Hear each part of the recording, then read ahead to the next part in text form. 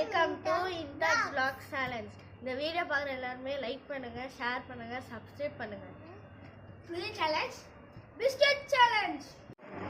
பிஸ்கெட்டை யார் 20 செகண்ட்ஸில் 1 to 10 வரைக்கும் அடுக்குறாங்களோ அவங்க தான் கேமோட வின்னர்.